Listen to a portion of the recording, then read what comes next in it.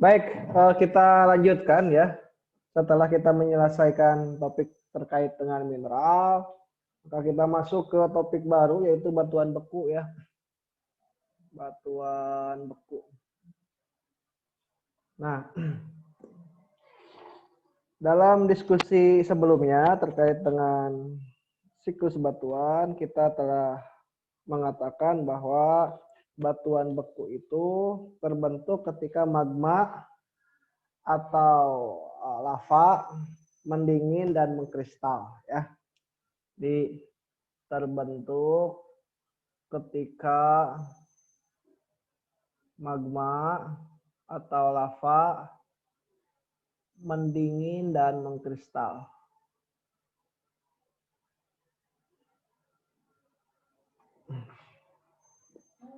Nah, pertanyaannya adalah apa itu magma? Molten rock, magma, originates in the mantle and crust as a result of partial melting of solid rock. Magma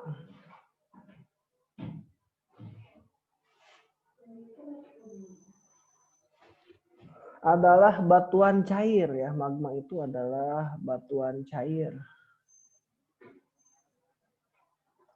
Atau cairan ya, cairan.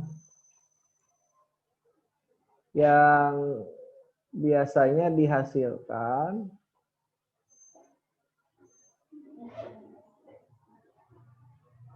dari pelelehan batuan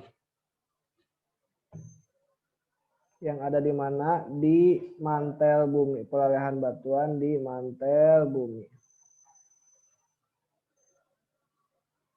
Ya.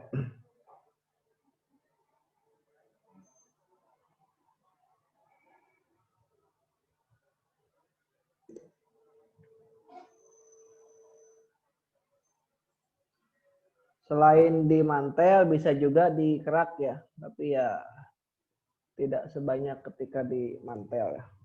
Bisa di mantel bumi atau di kerak bumi. Nah, setelah terbentuk biasanya tubuh magma ini akan naik menuju permukaan ya. Because the magma body is less dense than the surrounding rocks, it works its way toward the surface, occasionally producing a volcanic eruption.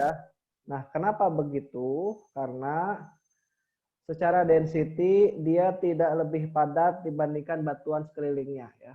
Nah, karena density-nya lebih rendah. Apa itu density? Massa jenis ya, massa jenis. Apa itu massa jenis? Massa jenis itu adalah perbandingan dari massa dibanding dengan volumenya. Gitu ya. Nah, karena density-nya lebih rendah dari batuan yang ada di sekelilingnya,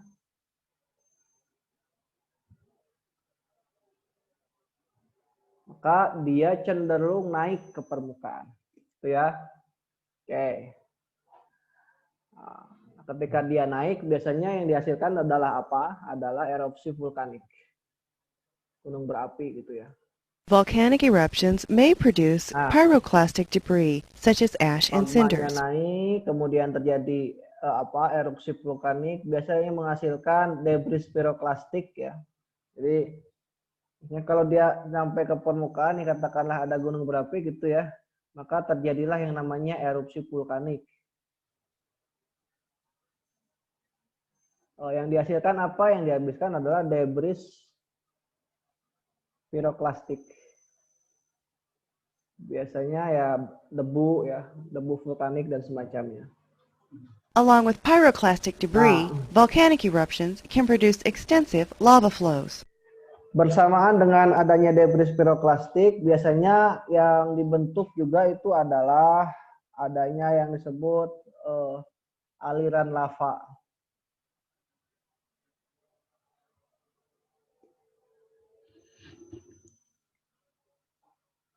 Ya, aliran lava. Jadi magma yang mengalir ke permukaan ya.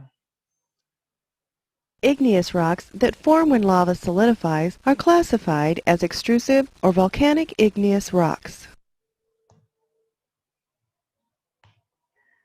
Nah, ketika batuan cair yang ke permukaan itu ya dia sampai di permukaan. Nah, ketika di permukaan dia memadat di sana ya, maka dia disebut dengan extrusive igneous rock atau batuan beku ekstrusif. X itu luar ya. Contoh kalau ekspor berarti keluar gitu ya. Eksternal seperti ekstrusif ya, atau disebut juga batuan beku volkanik. Bahasa Indonesianya seperti itu. Kalau bahasa Inggrisnya volkanik, batu volkanik. Itu ya. Nah, most magma never reaches the surface. Rather, it crystallizes at depth to produce intrusive or plutonic igneous rocks. Kehilangan mobilitasnya sebelum mencapai permukaan bumi. Jadi tidak ada tenaga lagi untuk naik. Sebagian besar begitu. Nah, ketika hilang mobilitasnya, ya, maka dia akan mengkristal di bawah permukaan atau membeku di bawah apa? Permukaan. Sehingga terbentuklah jenis yang lain, yaitu apa? Intrusive igneous rocks atau apa? Batuan beku intrusif. Kalau tadi ekstrusif, ini intrusif. Kalau tadi vulkanik, sekarang plutonik. Gitu ya. Jadi begitu, lanjut. Although intrusive igneous rocks form at depth, uplifting and erosion often expose them at the surface. Nah, batuan beku intrusif itu biasanya tetap ada di kedalaman ya, kecuali jika bagian kerak ini terangkat, ada proses yang namanya uplift. Nah, jadi satu sisi dia terangkat, ya. Coba lihat. Although intrusive igneous rocks form at depth, uplifting and erosion often expose them at the surface. Nah, perpaduan antara uplift dan erosi ini kemudian batuan beku intrusif ini akhirnya tersingkap di permukaan. Gitu ya.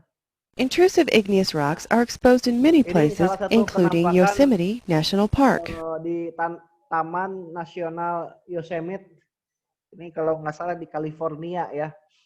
Ini kenampakan batuan beku intrusif yang dia tersingkap. Jadi asalnya dia di bawah permukaan, dia terjadi uplift jadi naik. Nah yang di atasnya terjadi erosi, jadi hilang atasnya, ya, tersingkaplah gitu.